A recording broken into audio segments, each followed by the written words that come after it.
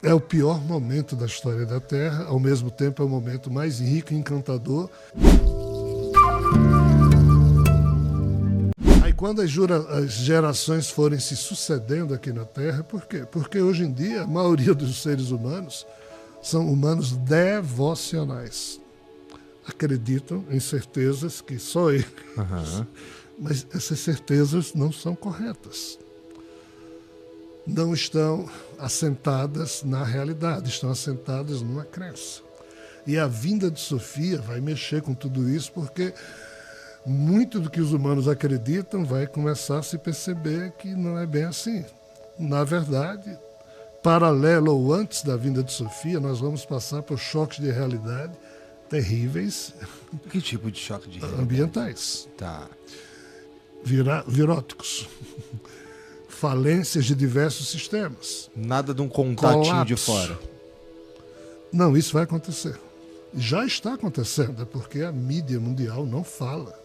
Os governos não falam. A Terra já está sendo invadida. Mas é invadido o termo? Ou eles estão vindo aqui participar de um processo? Invadido. É? O termo é invasão. Mas não é invasão no sentido de que eles vão desocupar os seres humanos. Tá. Eu não diria nesses termos ainda, que tenho duas facções aí fora que eu imagino saber, que dizem isso. Por isso que aquele filme, Os Três Corpos, o problema dos três corpos, magistralmente, ali está colocado uma série de questões inquietantes que têm a ver com a realidade que a gente está vivendo, ainda que a gente não saiba. Mas, assim, veja bem, não tem notícia boa nesse sentido. É o pior momento da história da Terra, ao mesmo tempo é o momento mais rico e encantador, no sentido de que nós iremos sair do mundo da ilusão e cair na realidade. Se nós escaparmos a essa transição... Escaparmos quer dizer sobrevivermos? Se o experimento humano sobreviver a isso tudo, porque nós temos o poder de nos autodestruir, ou de sermos destruídos por algum azar. E veja bem, nas histórias mitológicas, todas as vezes em que uma grande merda tinha que acontecer, aconteceu. Deus não evitou, não. A última foi o Ragnarok, ocorrido há cerca de 300 milhões de anos, que ferrou com tudo que existia de vida em Marte, segundo o que esses seres falam. Nossa, que pira!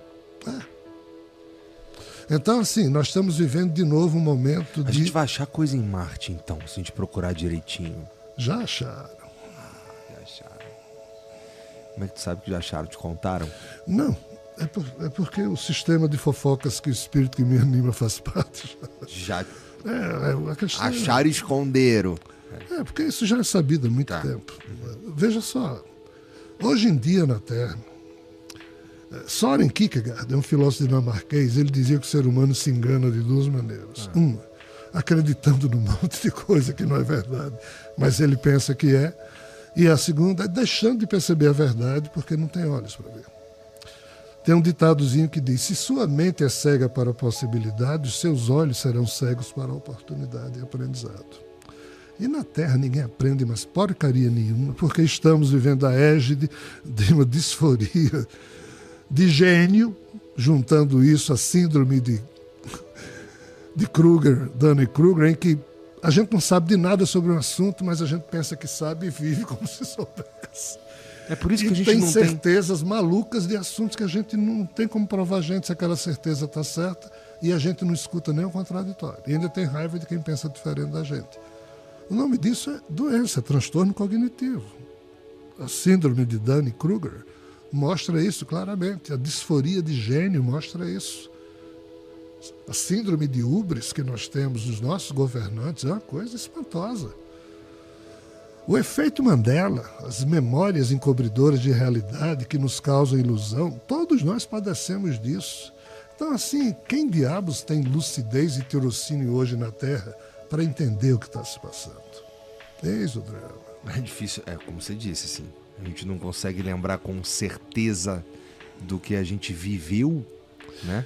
Aí nós, na nossa mente dual, nos tornamos lulistas, bolsonaristas, trumpistas, camalarlistas, capitalistas, comunistas, e de ismo em ismo, de ista em ista, nós vamos nos cretinizando de uma forma tal que discutir de uma maneira adulta para produzir elementos que nos pudessem permitir evoluir, isso ninguém faz mais. Pois é, Jean. Então, como é que é pra você que tem vamos lá, usando a palavra bonita, serve de médium e consegue falar com tanta clareza sobre tudo isso que você está falando e todas essas camadas de realidade que é invisível para a maioria das pessoas, como é que você enxerga essa pequeneza que a gente tem como sociedade o tempo inteiro com briguinhas idiotas que parecem briga de um time contra o outro?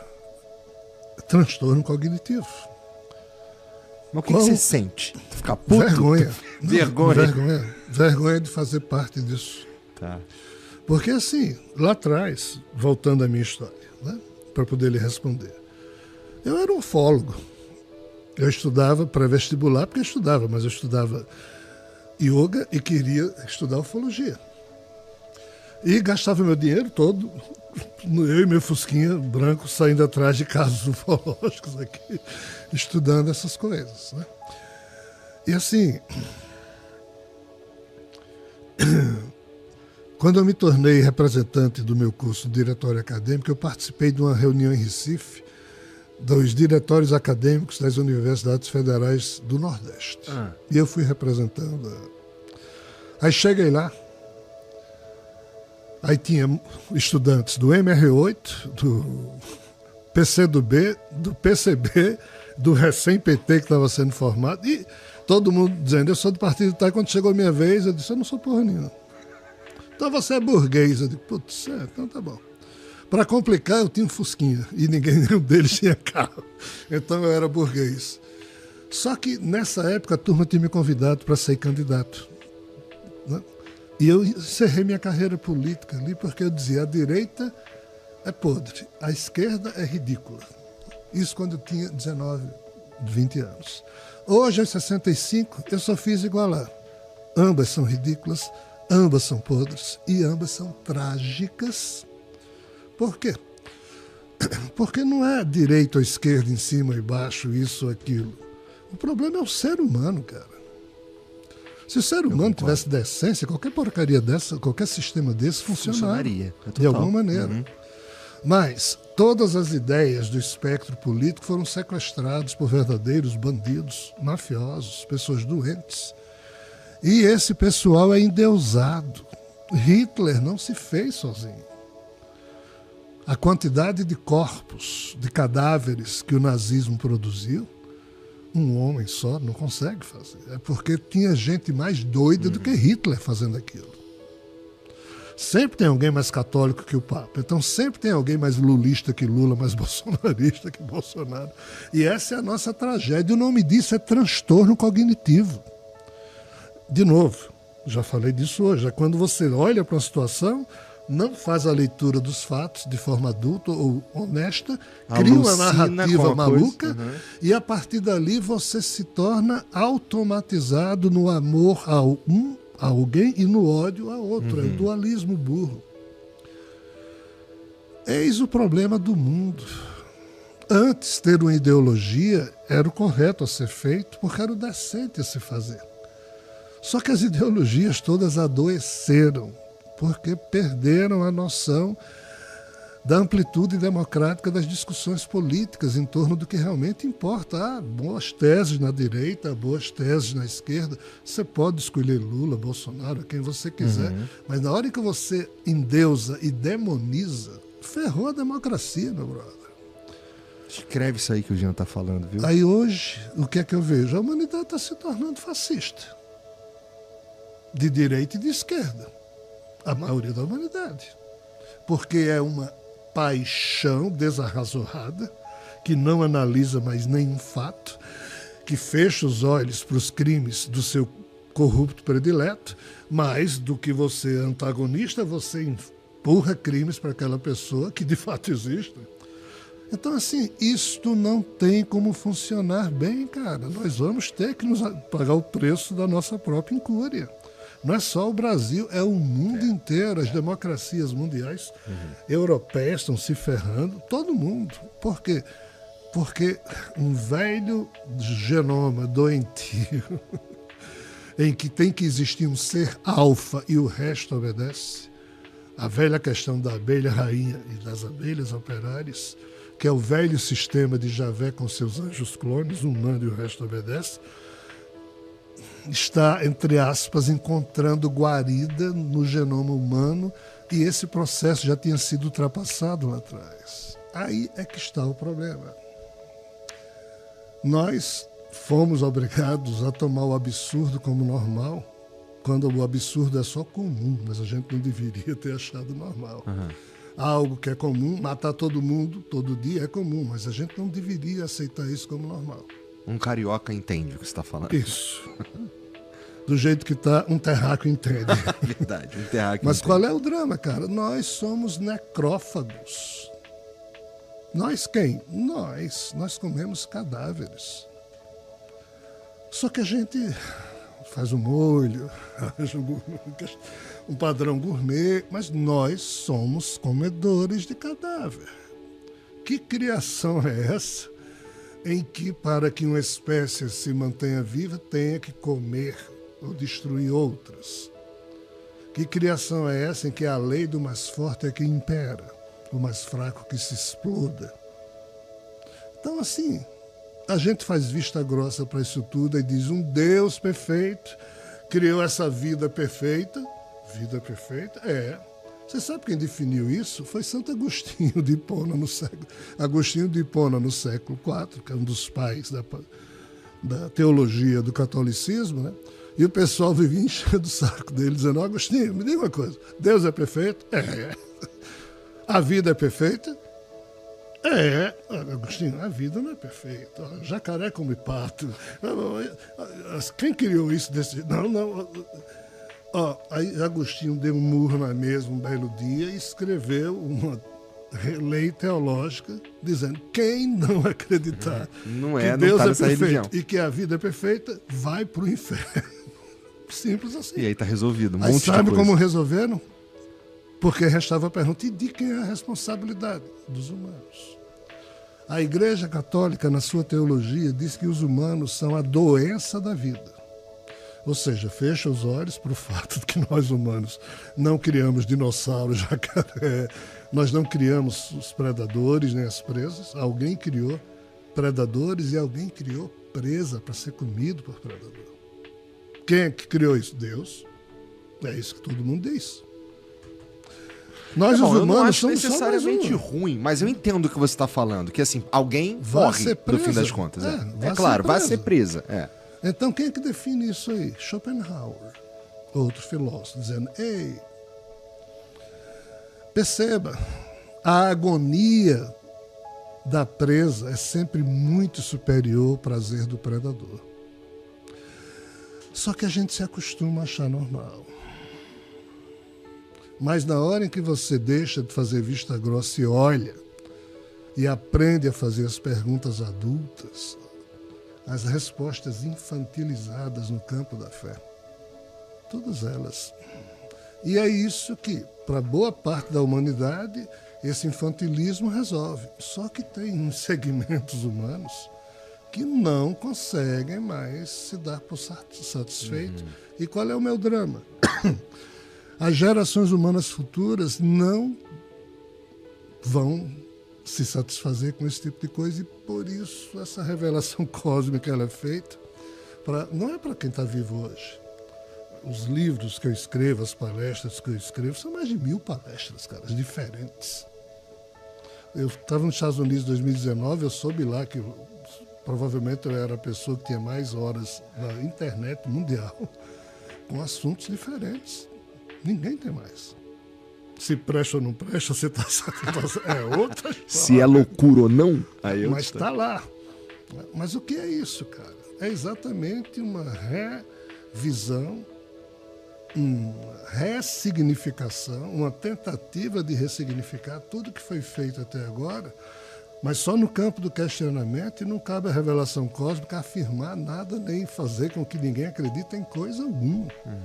Nós temos que aprender a colecionar incertezas. Mas você acredita? Você acredita? Você acredita? Cara, eu não sou um homem de crença. Nunca consegui ser. Mas é que você tá ouvindo os caras. Sim, só o fato de ouvir alguém falando a ponto de ser um troço... Assim, Ó, se fosse um troço inventado da tua cabeça, você tem um universo aqui cinematográfico do Tolkien, Senhor dos Anéis, entendeu? Não é o que você tá propondo. Você tá falando, cara, coisas vêm de mim, que eu relatando minhas experiências, mas muitas coisas vêm, eu sirvo de canal.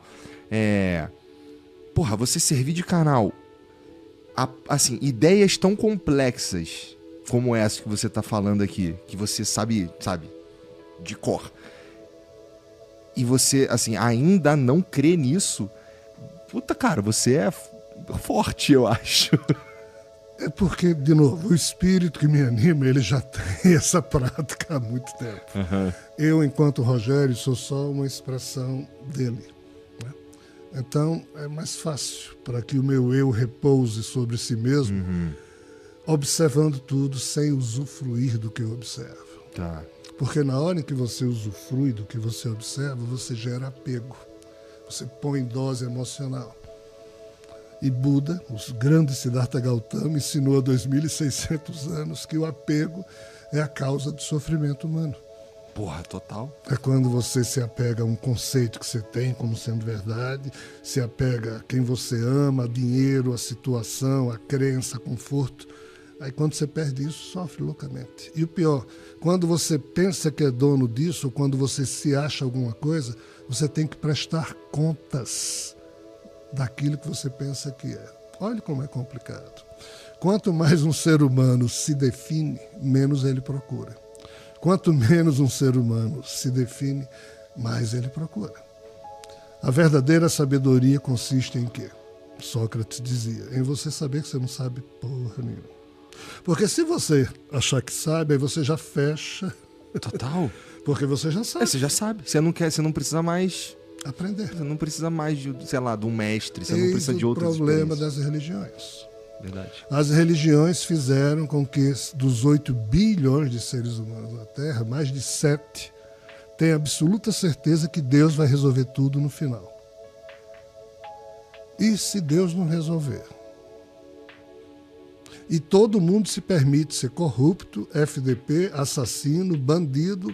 Hoje em dia, cara, em vários lugares do mundo, quando você vai fazer um crime, você reza a Deus para Deus lhe proteger. É verdade. Eu sou lutador de boxe, eu subo no... Ai, Deus me ajuda. Será crível que eu acredito que Deus está me ajudando? E se Deus se metesse nos esportes, ia dar empate em tudo. Pô. Pois é, então, isso tudo é um uso infantiloide. Aí entra de novo o infantilismo. Né? Aí você imagina o grau de simpatia que eu devo passar para todo o público. Nessa de hora todas as religiões, né, inclusive. De comentários. Esse velho é maluco, isso é blá, blá, blá.